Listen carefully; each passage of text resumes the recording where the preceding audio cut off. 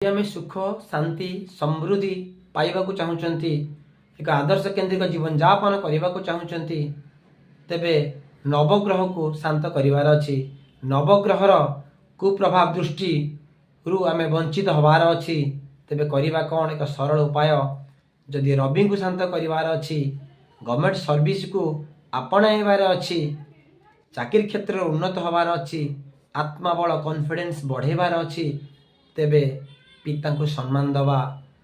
पिता कथा मानिबा संध्या सकाळे पिता को प्रणाम करवा तेबे सूर्य ग्रह जोटे रवि ग्रह शांत होता जदि चंद्रमा को शांत करार अच्छी मन को स्थिर रखिबार अच्छी डिप्रेशन जदि आप चाहते मन जदि अस्थिर रोचे ते माँ को जिते पारे सम्मान करेंगे माँ कथा मानिबे माँ को प्रणाम करेंगे तेबे चंद्र ग्रह शांत हेबे। तृतीय जदि आपण एजुकेशन टीचर लाइन जावाक चाहूँगी कौन प्रकार सर्विस होनी शिक्षागत योग्यता थिले मध्य आपण सर्विस पाई पारु नाहंती तेबे गुरु को सम्मान दियंतु जेते पारिबे गुरु को सम्मान दवा सहित गुरु को कथा आदेश मानंतु तेबे गुरु ग्रह बृहस्पति मजबूत हो जाए। तृतीय जदि प्रशासनिक क्षेत्र में जावाक चाहूँगी मंगल ग्रह को बलवान करंतु मंगल ग्रह को शांत करंतु तेबे बड़ भाई को सम्मान दियंतु एवं सान भाई की प्यार करंतु ता मध्य मंगल ग्रह शांत हेबे। ता छड़ा जदि कर्म क्षेत्र में बाधा उपजुछि तेबे शनि ग्रह को बलवान करिवार अछि शनि होचन न्याय देवता तेबे शनि ग्रह को बलवान करबा को हेले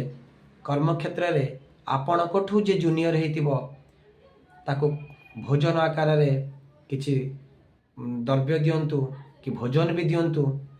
किंबा ताको जेते पारिबे प्यार दियंतु कटु कथा कहतु नाही तेबे शनि ग्रह शांत हेले कर्म क्षेत्र डेवलप हम। शुक्र ग्रह को शांत करिवार अछि जमी घर गाड़ी ये सब इत्यादि पाइबार अछि तेबे शुक्र ग्रह को शांत निमित्त आपण घरे परिवार माँ एवं आपणकर स्त्री को सम्मान दियंतु प्यार करंतु निश्चिंत रूपे शुक्र ग्रह शांत हेबे। आ राहु केतु को शांत करिवार अछि समाज रे कु लोकंक सहित कुसंग करंतु नाही मादक द्रव्य व्यवहार करंतु नाही कार अमंगल चाहतु नाही कहा को कौन प्रकार फसेबा को चेष्टा करंतु नाही तेबे राहु केतु शांत हेले